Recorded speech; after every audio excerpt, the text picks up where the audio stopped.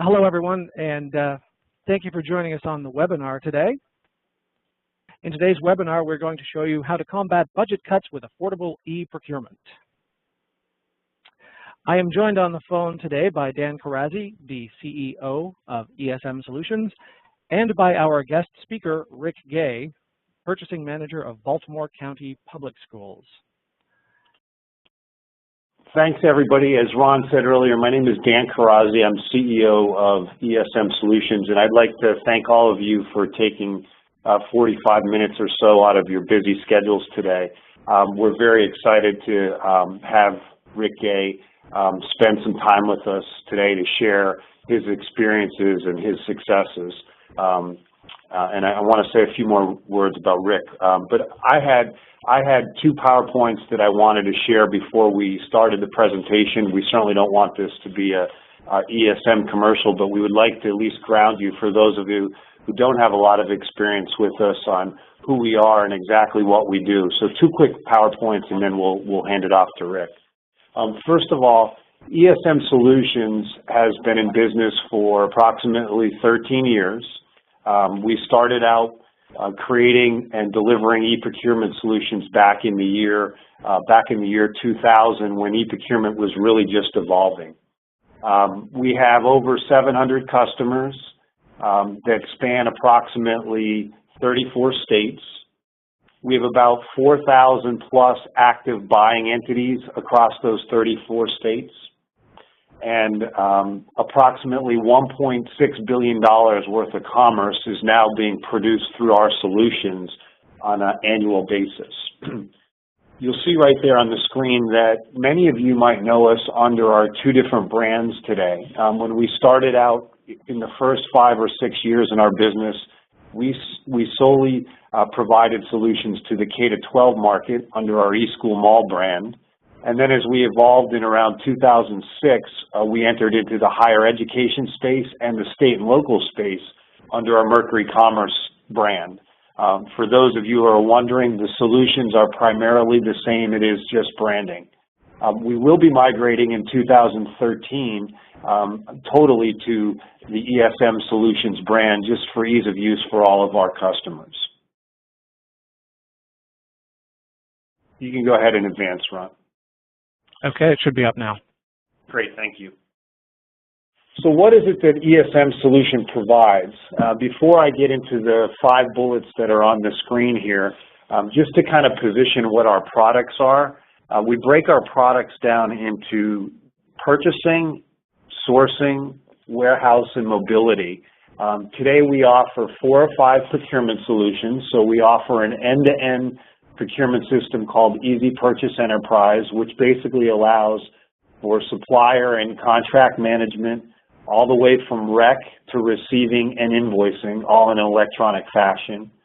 We also have some new products that have entered the marketplace in 2012 that are state-of-the-art solutions that allow for quicker uptime at lower cost of entry point.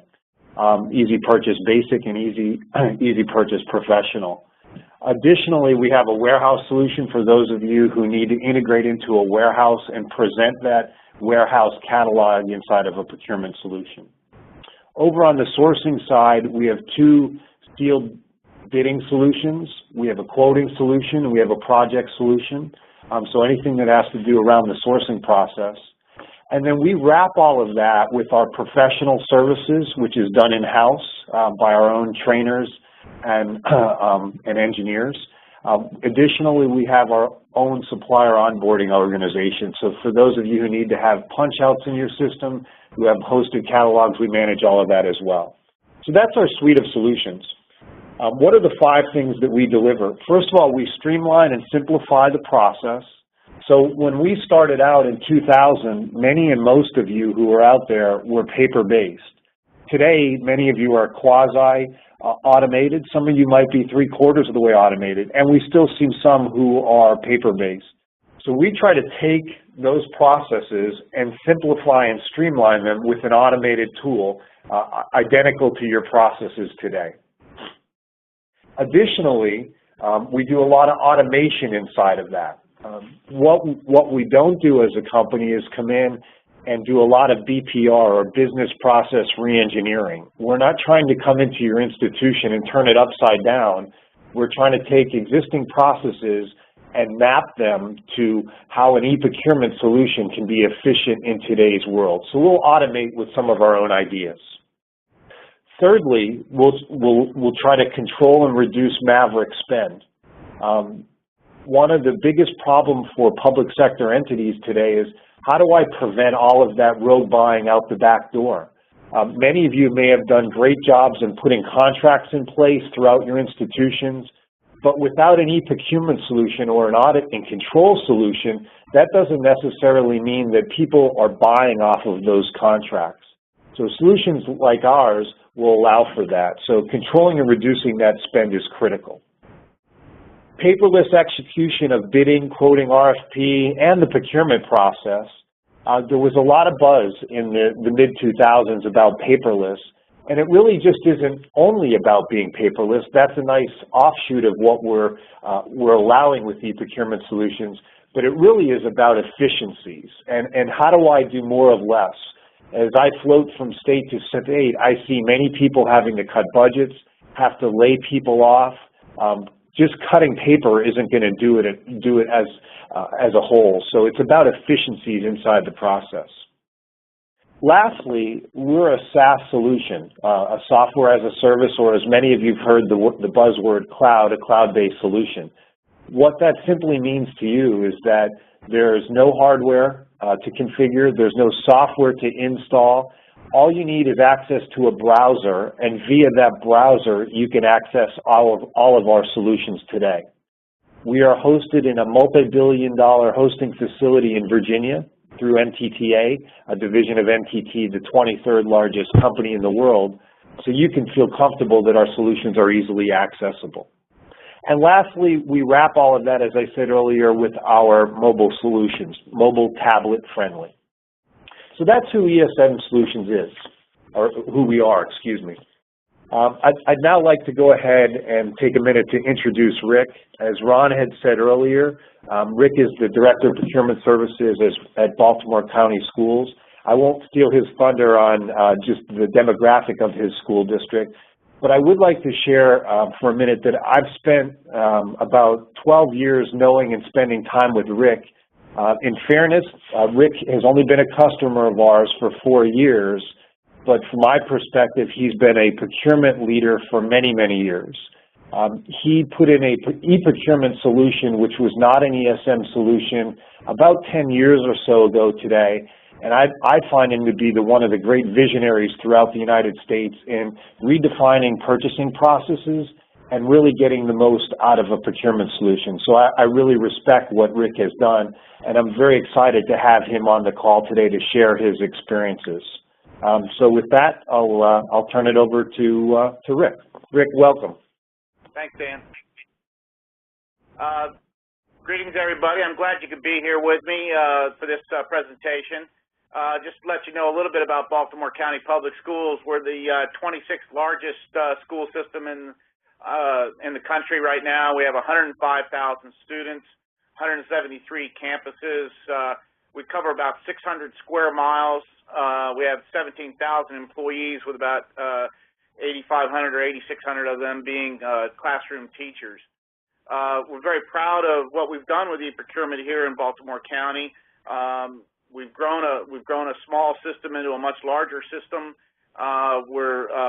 We've received the accreditation through the National Institute of Governmental Purchasing.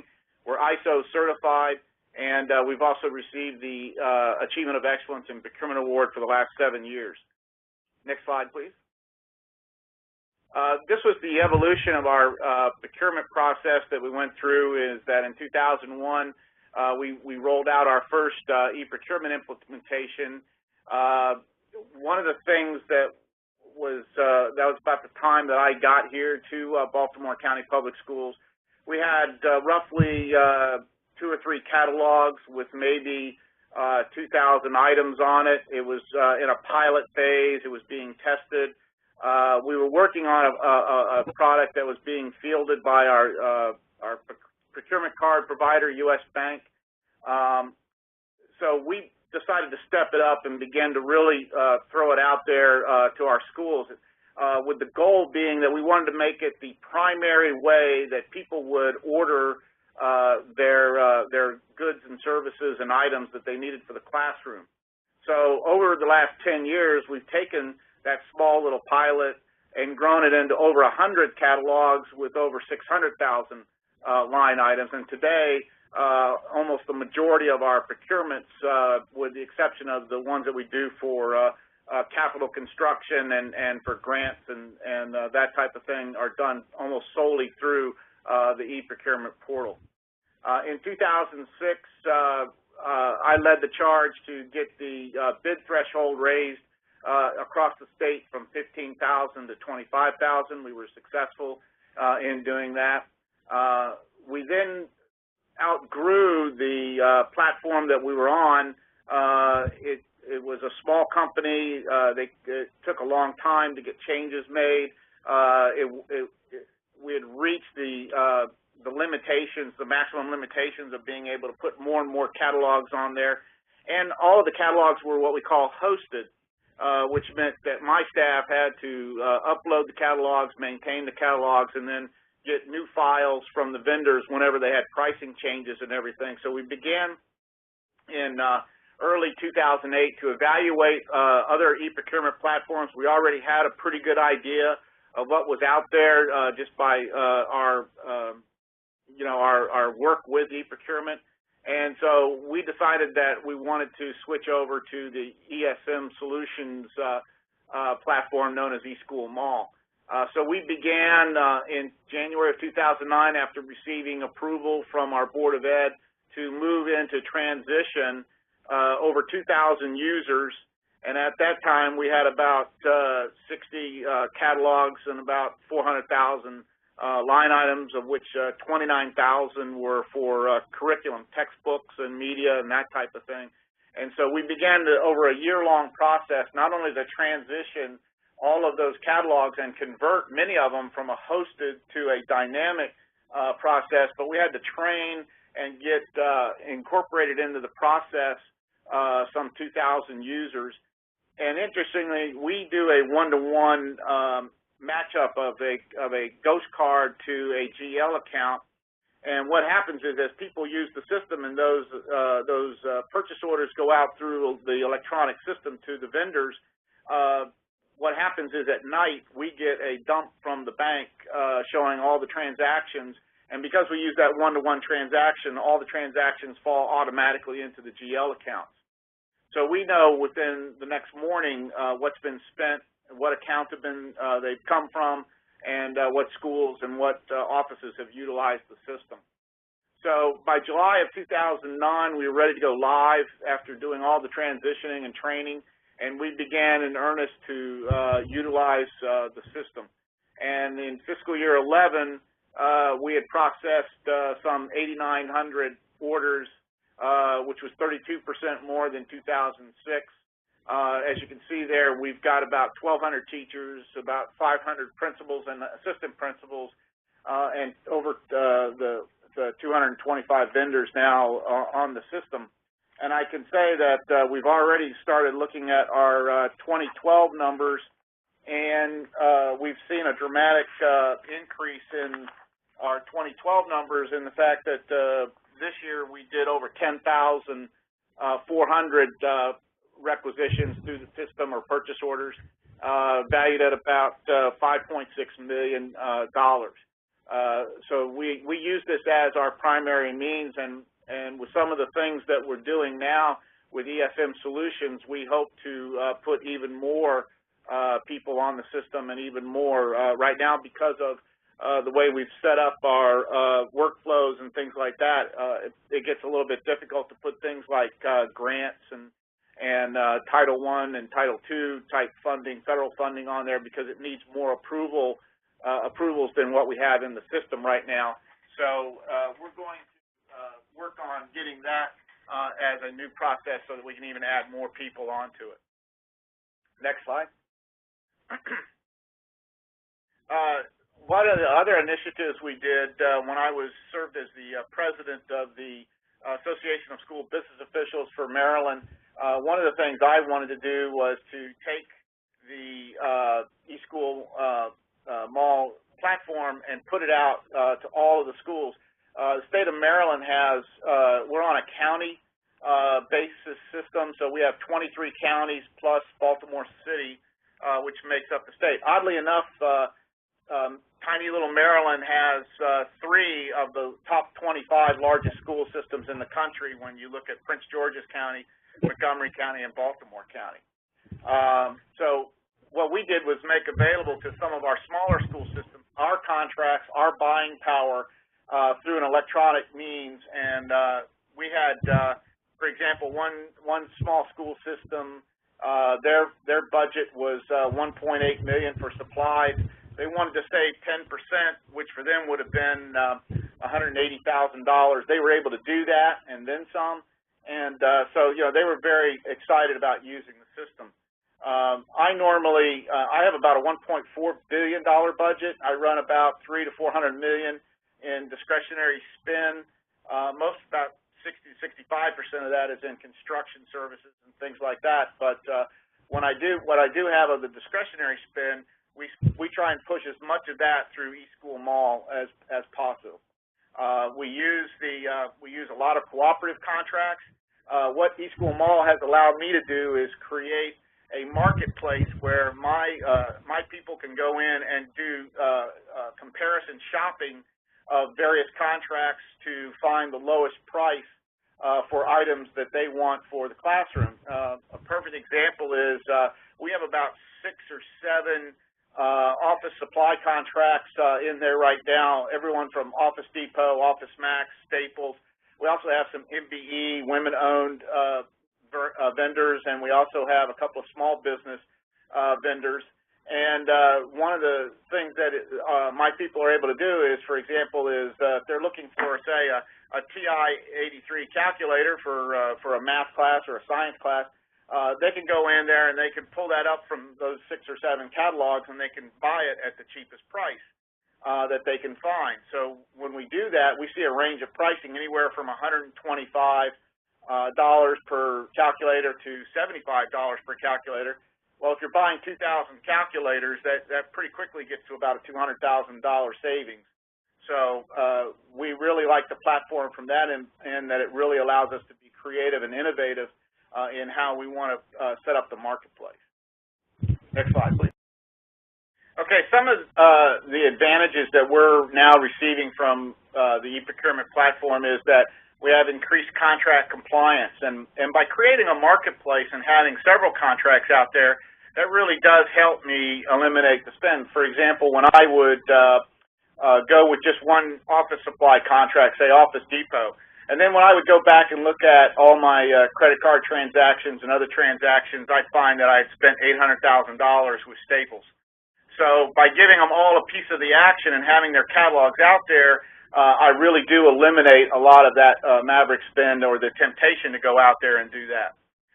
It gives me increased control of my suppliers that I use for purchases, because by giving my people choices of different vendors on the platform, I don't have to worry about them running out to their favorite or to somebody they know or whatever and do that. It also reduces the transaction and administrative costs. What we've done is we've based all this reduction in time. When I first got here, we were processing about 32,000 hand-typed purchase orders, with the 5-color pages and things like that. We are now down, as you see, to about 10,000 electronic orders. Last year we did about 8,500 regular POs. So we've reduced our administrative cost by about 78%.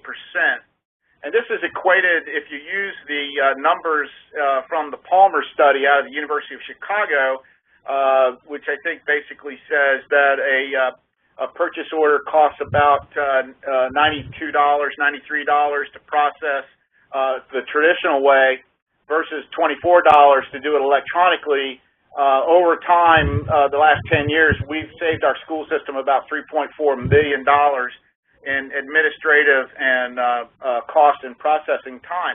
Now, what does that really mean? Well, it doesn't mean that you have $3.4 million more to spend, but what you've done is given your administrators the ability to, instead of spending, say, 3 or 4 hours a week going through catalog and big 3-ring binders, finding the items, giving them to their secretary, typing it up on a form, sending it through a distribution system to be processed here. Now they can do it electronically. They can do it in about an hour. That gives them 3 hours on the campus to do the things that they were hired to do. Mentor a new teacher, work on the curriculum with their faculty and their staff, work with the students, take care of their campus. So it's the work that they were hired to do versus doing the administrative functions of just getting the things they need to run their classrooms. Also, we've reduced the purchase and acquisition cycle times. We've gone from, say, 2 weeks to process a purchase order manually down to about anywhere from 24 to 72 hours. We've had anecdotal stories come back to us where they ordered one day, it was delivered the next. So you're, with using just-in-time delivery methods and those types of things. So we've reduced the cost of having to warehouse items or to have things in stock. We've also cut back drastically on our shipping costs and everything because we're including those costs on the catalog and they're going right out with the items. In addition, because we're paying so quickly with a credit card process and everything, we're getting further discounts because instead of saying, well, I'll pay you at net 30, net 60, net 15, we're paying right as soon as they ship it out of their warehouse. So a small vendor, they're getting paid for their merchandise, within 24 hours after they process the credit card transaction. So this has allowed us to reduce the item costs and the inventory costs because they're giving us further discounts and everything.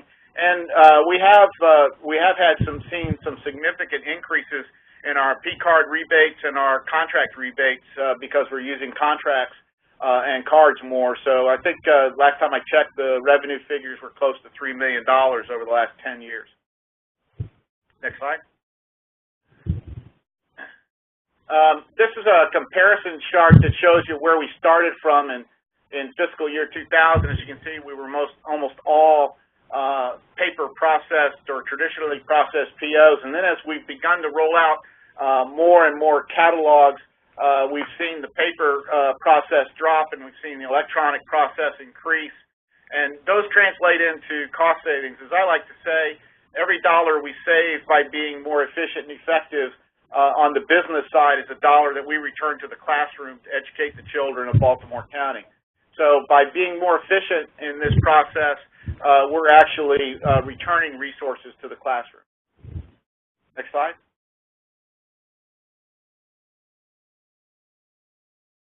There we go. Sorry for the delay. That's okay. One of the things in the order submission is that you have real-time notification to the vendors.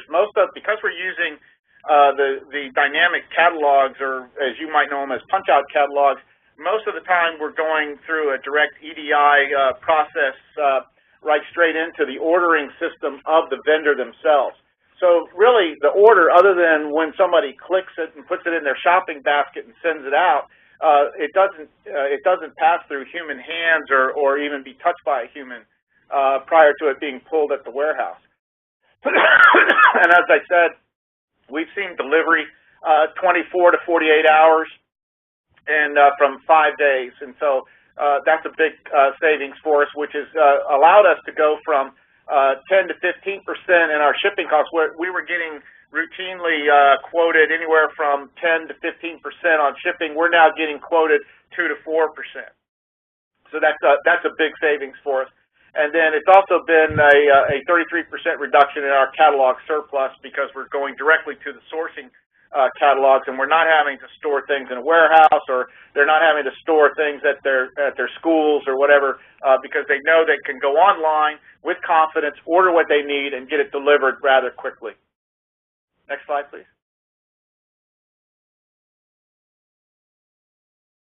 It's helped us redefine our role as a procurement office from the standpoint is that we've gone from the tactical processing of paper, processing of catalogs, doing the bids and sending out the specifications, to a more strategic role where we're out there and the vendors are actually now coming to us. They're saying, hey, we've got this new process, we've got this new pricing. It allows my people to go out and they now have the data necessary to look at contracts and compare contracts and say, hey, are we really getting the best price? And in fact, we were in a meeting with Office Depot, and we were using one consortium contract. We had run some numbers on another one and found that if we took the top 300 items that we bought, not what they say is in their core list, but the top 300 items that my people purchased, we were going to save an additional 7.7% in costs if we switched over to another consortium type contract. So what it armed us with was the data. We knew what our buying habits were. We knew what our people were buying. We knew what we were paying for these items.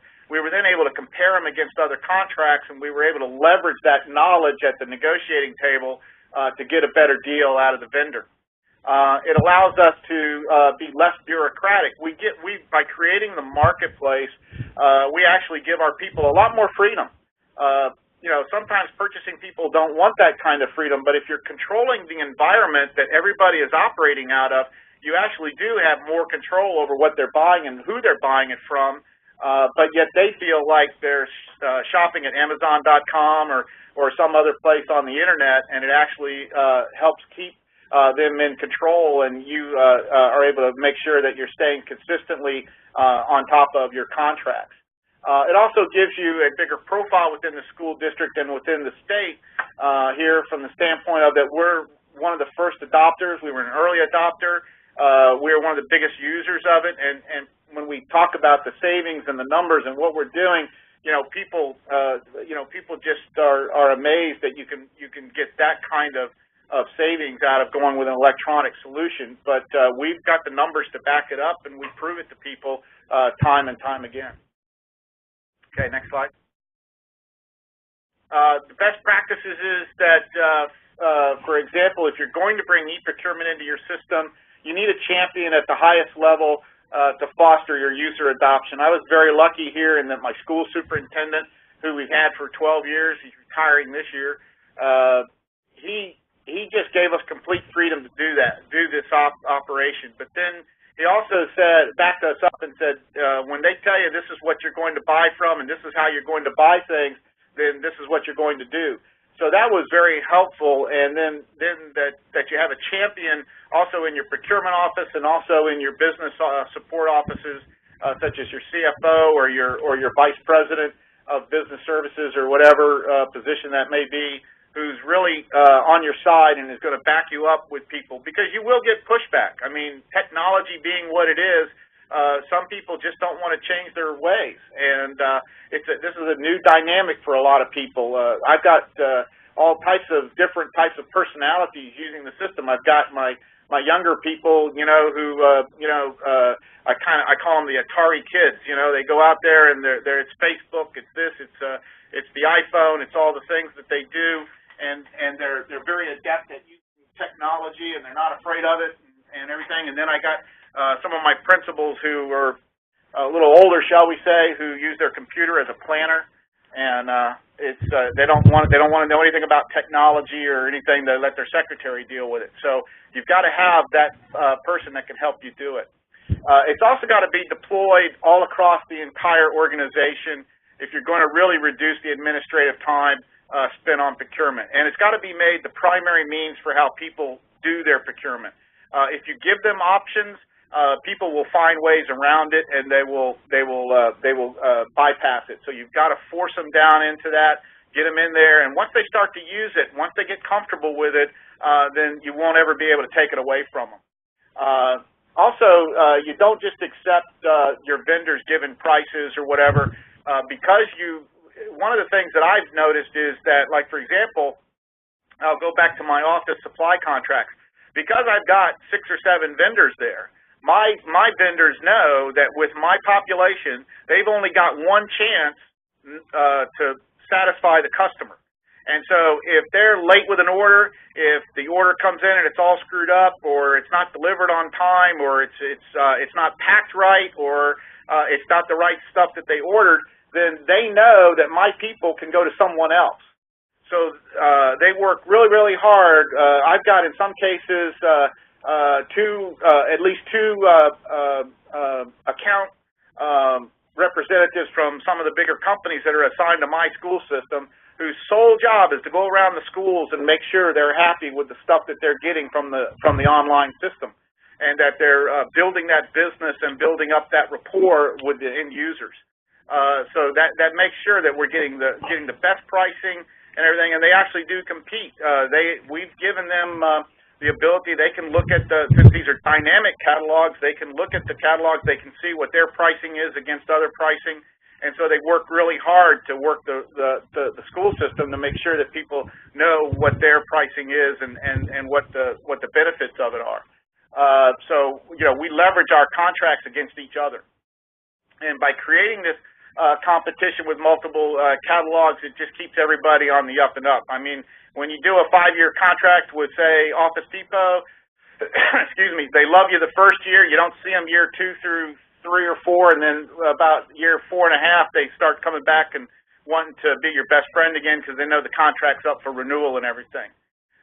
So when we train our people, and you must be trained to use the system, we always tell them, look for the lowest price. We teach them how to shop. We teach them how to go in there and manipulate the contracts in a way where they can find the best price for them. Okay, next slide. So remember, everybody, you can type your questions in the chat window. I do have a couple of questions here. Rick, if you're ready for one, I think you may have already touched on some of this, but the question is, how do you train new staff as they come on board, and how do you enforce system usage? Well, one of the things that we do is our classes are taught on a regular schedule throughout the course of the year, and we teach it through our professional development center, and the classroom the classes are all on that schedule, so people come in and they have to sign up for the class to take the training. The other thing is you can't use the system unless you go through training, because we won't give you a login and we won't let you get into the system without going through the training.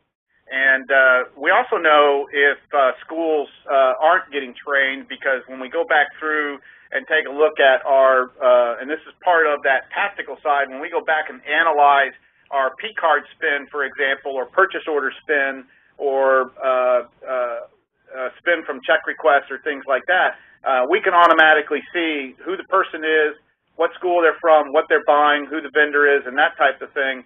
And we can go back and look at them and say, hey, you need to be on the catalog, using the catalog, versus trying to take the time to say go to the internet and buy it with your P-card. One other thing that we've done to let people know that they should use the contract pricing is we've downloaded our P-cards numbers into the database at Office Depot and Staples and Office Max, so that when our employees go into a retail store from those vendors, they get our contract pricing even in the store. So that's been a big benefit to show them the difference, because when you're standing there at the cash register and the person registers up your purchases, and at first it shows them what they actually would spend had they just bought it at the retail price. Well, then when they put their P-card through the system, it gives them all the discounts that we're entitled to under our contract, and they instantly see where the savings are. So it's a very vivid example to them as to how much they can save by staying on the contract and using the platform to make their purchases rather than going out and buying it at a store. They wouldn't see that at a regular office supply store or some other vendor. Okay, thanks for that. The next one is for you as well, Rick, if that's all right. It says here, it seems like you're fairly advanced. What would your recommended first step be in order to implement e-procurement? Well, I think that one thing that you would do is probably set up a pilot program with some of your departments, and I would use a cross section, if you will, of some of your recalcitrant, hard to get along with departments, as well as some of your high-tech, savvy, early, heavy user type guys and everything, so that you could kind of gauge where you have to put your training methods, where you're going to have to hold people's hands, what kind of staff time is going to be involved in bringing this process forward and everything. And once you get that kind of information and feedback through, say, focus groups and surveys, now you've got the hardcore data that you can share with your upper executive level leadership and everything as to why this should be something that you want to do across the board. And then I think you have to roll it out slowly and a bite size at a time and get people buying in, get people to be your supporters behind the project and everything. And then it's, like I said, after that, it gets to be a point where you can't even take it away from them, even if you tried. Okay, great. Dan, I'm going to have one or two for you in just a minute, but I've got one that's come here and it's asked if we're going to see a demonstration of the system. No, not today, but I think if you contact Anthony here on the slide in front of you, he would be more than happy to set you up with a demonstration. So, Dan, the next two questions are actually related. If you're unmuted, which ERP finance systems does ESM integrate with? We are integrated with many ERP systems, Ron. Since the initial question on the poll was primarily higher education focused, two of the primary platforms are SunGard Banner and DataTel, or their new company Elution. We're integrated to both of those. We're integrated to PeopleSoft, SAP, and many others, and approximately 30-plus other packages. So the majority of you will already be integrated with, and for those of you who we might not be integrated with, we can integrate with any other ERP platform that is out there. We would simply develop a statement of work with that particular company and complete that for you, and that's not an overly daunting task to do that. All right, thank you. The next two are related, and I think they may both be for Rick. So the first part is, what ERP system does BCPS use, and how does ESM integrate with the ERP?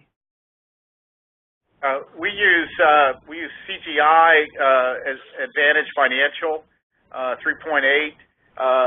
Other than what I explained earlier, we don't integrate eSchool Mall with the ERP system. We use a batch file that comes in from the bank and drops the accounting information directly into the GL account based on the usage of the ghost accounts. All right.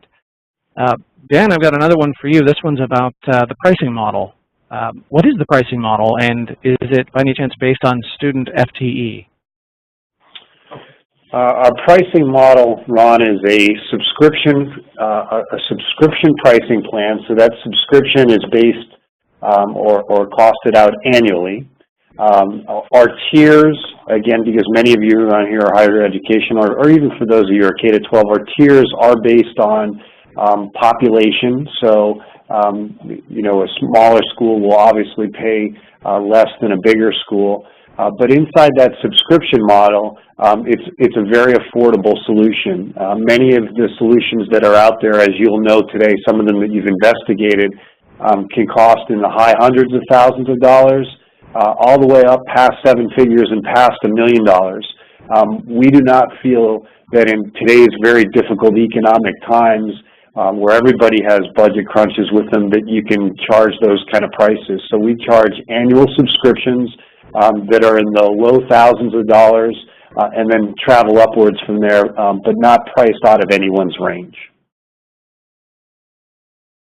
All right. Boy, they're rolling in here now. How about another one for Dan? No, maybe Rick. I think this is Rick. Could you go over one more time how shipping costs are reduced using e-procurement?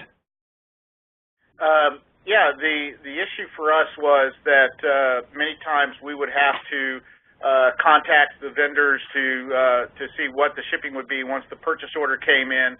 Sometimes the quote would have it included and everything. Because we've gone to the electronic process and the orders are going electronically, what we've asked is that the shipping be included with the pricing that we get on our bids back from the vendors. So all of that is already taken care of. So when our people look at the price, it's in total. It includes everything, shipping and the cost of the item.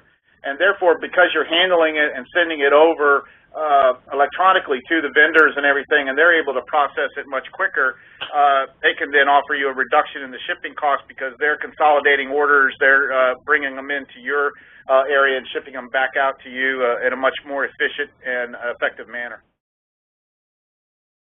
All right, thank you for that. This one is come in specifically for Dan, and I couldn't write a question like this. Other than price, what sets ESM apart from the competitors? That's one of my favorite questions, Ron. What sets ESM apart? So, you know, typically there are 3 or 4 different things that kind of set us apart. I think the first thing that sets us apart as a company is our sole education and public sector service for our entire 13 years. We set out to re-engineer these processes for schools and universities. We've been doing that since day one, and we will always continue to do that. Many other organizations have either gone away or who have said they've been in this space and have now migrated to the commercial marketplaces. So we have a sole public sector focus. The second thing that would set us apart is our easy-to-use system and our ability to rapidly deploy the solutions. In the public sector space, which I've been in now for 26 years, if it's not easy and really easy, people are not going to use it. And if I can't deploy it and get a return on investment in my mind in 6 months or less or 3 months and less, I really don't have the funds to go ahead and do that. So ease of use and rapid deployment would be a second thing. A third thing would be really flexibility. How flexible am I going to be as an organization? We are very, very customer-centric. We feel that the majority of our calls are answered by live bodies with people who care, and how do we add solutions and feature and functionality to meet someone's needs, so to be totally flexible in the solutions. Lastly, and most specifically, and I touched on it in the previous question, how we price our solutions. Many of you who are out there today can't afford the solution as they're priced by many companies, or if you can afford it, you have to be very careful with how you do that. So we've always had very, very affordable solutions, and then with our new Easy Purchase Basic and our Easy Purchase Professional, we've offered the state-of-the-art technology with even newer low-entry cost solutions. So 4 specific reasons that would differentiate us from anybody else out in the marketplace, Ron. Excellent, thank you. Okay, we're approaching the top of the hour, so tell you what, let me throw one more question over to Rick, and then I'll turn it over to you guys if you want to make any closing comments, and we'll go ahead and sign off after that. So Rick, can you share any lessons, sorry, try that again. Can you share any lessons learned or unforeseen hiccups?